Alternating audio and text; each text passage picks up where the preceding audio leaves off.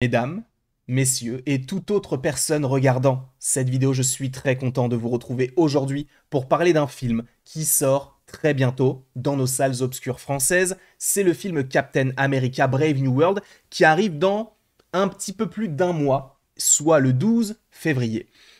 Il faut que nous évoquions ce film, alors non pas en lien avec l'intrigue, des personnages cachés ou quelles pourraient être les scènes post-génériques, mais pour évoquer sa possible exploitation, avec mes estimations, avec une certaine analyse entre gros guillemets. On va essayer de savoir combien est-ce qu'il a coûté, combien est-ce qu'il pourrait rapporter, est-ce qu'il serait rentable, et la réponse est probablement non. Sachez-le. On va expliquer pourquoi et on va essayer de savoir un petit peu tout ce que je viens de vous évoquer pour faire une vidéo un petit peu complète. En tout cas, posez-vous, j'espère que vous avez passé une très belle journée et on est parti pour commencer à parler déjà du budget. Sachez que c'est le film Captain America, ou en tout cas l'un des films qui a coûté le plus cher, puisque si nous allons sur le site de IMDb, que vous retrouverez directement en description, toutes mes sources seront en description, vous voyez qu'il est écrit ici que le film a coûté entre 350 et 375 millions de dollars. C'est énorme. Pour un film, même de cette envergure-là, c'est un chiffre, ou en tout cas un nombre qui est très conséquent. Alors, il faut quand même remettre certaines choses dans leur contexte. À la base, le film devait coûter approximativement, selon certains médias, 275 millions de dollars. Et donc, on est 100 millions de plus, entre 75 et 100 millions de plus, pour la raison très claire, qui était l'année dernière, les grèves. On a eu des grèves de scénaristes, des grèves d'actrices et d'acteurs qui ont fait que les tournages ont été repoussés, ont été décalés et forcément, ça coûte de l'argent. Et dès qu'un tournage est décalé, bah évidemment, t'en perds de l'argent parce que du coup, tu as payé mais pour rien. Et en plus, tu remets de l'argent pour faire ce que tu n'as pas pu faire dans les temps. Donc, forcément, il y a des reshoots qui s'effectuent.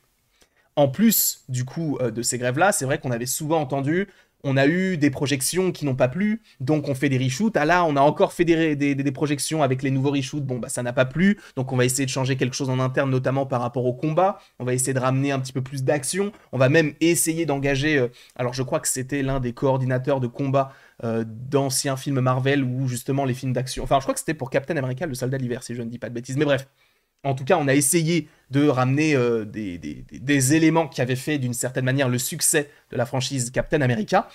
Et forcément, tout ça, ça a un coût. Alors, encore une fois, les reshoots. Si on va directement sur un article de The Hollywood Reporter, qui est ici, on voit que, a priori, il n'y a eu qu'une seule phase de reshoot, et c'est écrit tout simplement ici, malgré les rapports de multiples reprises du film jusqu'à présent, c'est la seule fois où on a eu donc des reshoots. Et le film, donc, enfin, en tout cas, le tournage, les reshoots duraient 22 jours. Donc, c'est assez conséquent pour de simples reshoots, entre guillemets. On est sur plus de 3 semaines. Donc, c'est assez complexe. Donc, oui, le film a coûté 275 millions, mais avec les reshoots, ou en tout cas la phase de reshoot, si on se base par rapport à ce qu'a dit de Hollywood Reporter, eh bien, ça a coûté maintenant entre 350 et 375 millions de dollars. C'est énorme. Et tu pourrais me dire, mais oui, mais pour être rentable, ce film, il faudrait qu'il fasse 375 millions de dollars. Comme ça, on se rééquilibre, entre guillemets. On ne perd pas d'argent. Alors, sachez qu'au cinéma, ça ne fonctionne pas comme ça. Alors, pour chaque film, en fait, c'est différent, donc on ne fait que des estimations. Mais je vais vous expliquer un petit peu mon schéma que vous voyez juste ici. C'est moi qui ai fait les petits visuels, j'en suis très content, même s'il n'y a rien de fou, hein. C'est du texte avec de l'ombre sur un poster en flou. Mais ça rend plutôt bien. On voit que le budget donc est de 350 à 375 millions de dollars. Mais il faut rajouter des choses là-dessus. Il faut rajouter les coûts de production et d'autres coûts divers d'exploitation, etc. Qu'est-ce que c'est? Quand tu veux par exemple faire une bande-annonce au Super Bowl, déjà il faut payer la personne ou en tout cas l'entreprise qui fait la bande-annonce.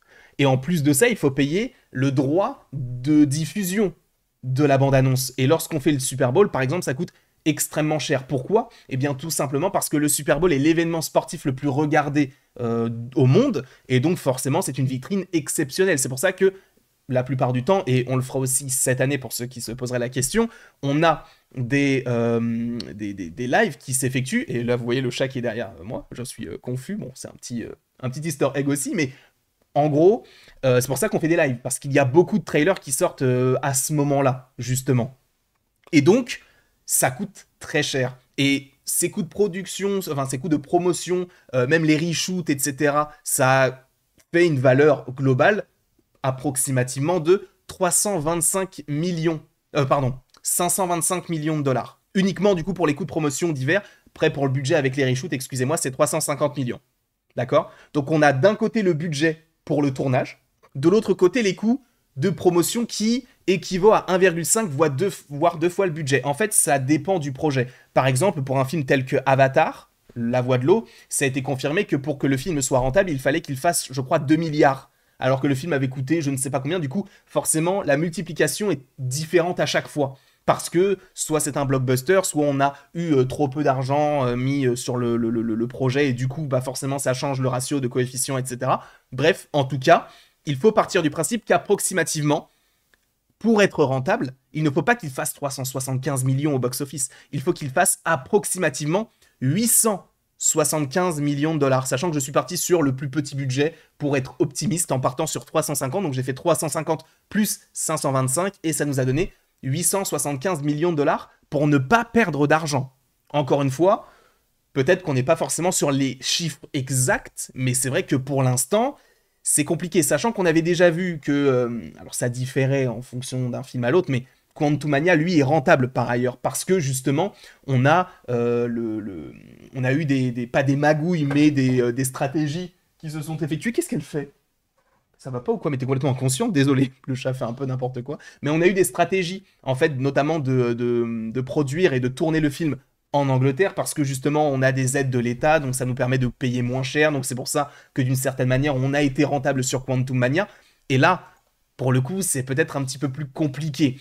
Donc 875 millions de dollars, c'est le minimum qu'ils doivent faire, selon mes estimations, donc peut-être que ce sera moins, peut-être que ce sera plus, ça dépend en fait. Mais c'est beaucoup, en fait. 875 millions, c'est énorme. Et moi, mon estimation, par rapport eh bien, à ce film-là, ce serait 600 millions. Alors pourquoi? Parce que je me base par rapport aux derniers films Marvel qui sont sortis. Le dernier film en date, bon, évidemment, c'est Deadpool et Wolverine. Mais Deadpool et Wolverine, c'est un film un peu particulier parce que c'est en lien avec le multivers. Tu récupères des personnages et des acteurs qui n'avaient pas été présents du côté de Marvel depuis quand même pas mal de temps. Donc ça crée un événement. Captain America Brave New World, ce n'est pas vraiment un événement. Je pense que c'est un film qui va passer un peu au travers, et c'est bien dommage, parce que je pense qu'il y a de bonnes idées qui peuvent être dégagées, en tout cas je l'espère pour eux dans ce film-là, mais je ne suis pas sûr qu'il atteigne les 875 millions. Je pense qu'il va faire, ouais, à peu près 600 millions. Même si ça paraît être un beau score, 600 millions, il faut aussi voir combien il a coûté, et c'est là où c'est compliqué. Encore une fois, on n'a pas tous les tenants et tous les aboutissants comme ça avait été le cas pour Quantumania, donc peut-être que ce film, in fine, sera rentable même avec 600 millions. Ça me paraît peu probable, mais pourquoi pas? Donc, moi, je regarde en fait les films qui sont sortis au préalable. Je vois que Black Panther Wakanda Forever a fait 700 ou 800 millions. En vrai, sachant que le premier avait fait le milliard, c'est un peu compliqué. On voit que Thor Love and Thunder n'a pas fait les 800 millions. On voit que Quantum Mania n'a pas fait les 500 millions, ou alors les a dépassés très légèrement. C'est très peu. Donc sur un film tel que celui-ci qui a une bonne promotion, là il n'y a pas de souci, ils sont souvent là, même là récemment ils étaient tous les deux, donc Harrison Ford et Anthony Mackie, aux Golden Globes, donc ça permet aussi de faire la promotion autour du film, de se dire ah mais on va les retrouver tous les deux, l'alchimie elle fonctionne bien tout ça, mais on va les retrouver dans Captain America Brave New World. Ça fonctionne aussi de cette manière-là, mais je ne suis pas sûr que cela suffise. Pour un film qui a coûté autant d'argent, je ne suis pas sûr. Sachant encore une fois qu'il y a eu des changements de scénario, supposément un voire plus de reshoots, et qui ont quand même été assez conséquents, on parle de 22 jours, donc il y a eu quand même pas mal de choses qui ont été changées, et on peut aller même un petit peu plus loin si vous me le permettez, c'est qu'on va directement aussi comparer avec les premiers films, parce que c'est bien beau de comparer par rapport à d'autres films Marvel, mais parlons directement des films Captain America. Captain America The First Avenger a fait 370 millions de dollars, c'est très particulier, c'était un film qui se passait durant la Seconde Guerre, un film qui est sorti en 2011, un personnage qui était connu du grand public, mais pas trop non plus. 370 millions, c'est très peu, on est bien d'accord. Sauf que le deuxième, lui, qui est beaucoup plus contemporain, a fait 714 millions de dollars. 714 millions. Et il est très apprécié comme film, on est d'accord. Et évidemment, Captain America Civil War, lui, a fait 1,1 milliard de dollars. C'est pourquoi, là, c'était l'époque, on va dire la grande époque Marvel. Là, on n'y est plus. On n'y est plus vraiment. J'espère que ça reviendra et que, pour le coup, je suis pas forcément pessimiste totalement là-dessus, mais j'aimerais vraiment que ça revienne. Mais pour l'instant, c'est vrai que c'est un peu compliqué. 600 millions, ça me paraît déjà beaucoup. Je me demande même s'il ne fera pas que, entre guillemets, 500 millions. En fait, le truc, c'est que ça va dépendre des premières semaines. Même plus que ça, des premiers jours. Parce qu'en fait, si le film a de très mauvaises critiques, les gens vont se dire, bah ouais, mais la plupart des gens n'ont pas aimé, donc tu sais quoi, je vais attendre qu'il soit sur Canal+, ou sur les plateformes, ou etc. Ils ne vont pas dépenser 10 à 15 euros, ou 15 dollars, ou 20 dollars, peu importe, pour une place de cinéma sur un film où justement ils se disent, bon, a priori, c'est pas ouf. Donc les premiers retours critiques vont être importants. C'est pourquoi, lorsqu'ils avaient fait a priori les premiers reshoots, s'il y avait donc les premiers reshoots, eh bien, on avait entendu dire que ça ne s'était pas forcément très bien passé, que les premières projections disaient que le film manquait en fait d'action, n'était pas forcément très bien rythmé et que ça manquait en fait de Captain America. Bah là, forcément, si t'as ce genre de, on va dire, de critique in fine, bah là, le film il est mort déjà de base. C'est pourquoi les films comme Craven, les films comme Venom 3 ou comme Madame Web, surtout du côté de Sony, moi je suis le premier à les critiquer parce que c'est de la merde, mais ça n'engage que moi. Après, si vous estimez que c'est bien, bah tant mieux pour vous, tu vois. Mais moi je vous donne mon avis là-dessus. Alors je ne sais pas si ça a donné envie à certaines personnes d'aller le voir ou non, mais peu importe. C'est vrai que d'une certaine manière, ça participe aussi au succès du film à notre toute petite échelle. Il faut le savoir. On est tout petit hein, par rapport à la grosse industrie. En plus de ça, on est des tout petits et en France. Donc c'est encore plus particulier, mais tu vois ce que je veux dire? C'est que dès les premiers retours, les gens vont forcément se faire un avis. Si les gens voient que c'est un banger absolu, que la scène post-générique elle est waouh, ça va donner envie aux gens d'y aller. Et tu vas me dire, mais non, une scène post-générique ça va pas donner envie aux gens d'aller voir un film. Les gars, pourquoi le film Venom 2 il a marché? Parce qu'il y a une connexion entre Sony et Disney à la fin avec la scène post-générique. S'il n'y avait pas eu ça, le film n'aurait pas fait autant. C'est clair et net.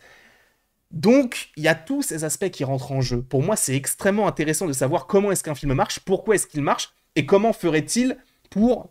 Enfin, qu'est-ce qui a fait que le film n'a pas marché, plutôt.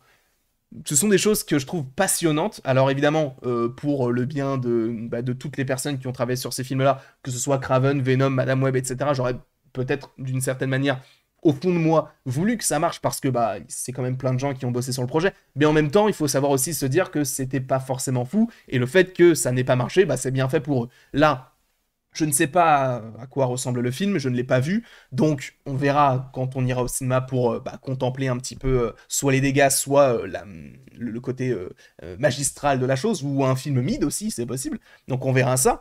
Et de toute manière, vous le savez très bien, que ce soit Disney, que ce soit Sony, que ce soit Warner, que ce soit Universal, si c'est mauvais, je vous le dis, je vais pas chercher à me dire « Ah mais je vais dire du bien parce que j'ai été invité », j'en ai rien à faire d'être invité, premier degré, c'est cool quand on l'est, mais en vrai, je n'ai jamais forcément...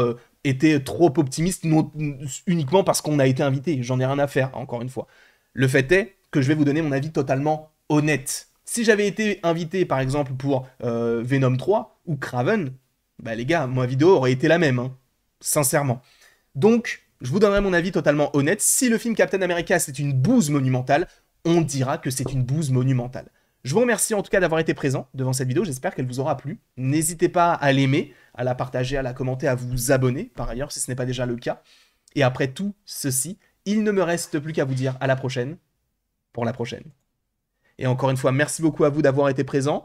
Je vais aller voir ce que fait le chat parce que je crois qu'elle a fait tomber quelque chose. Bref, passez une bonne soirée.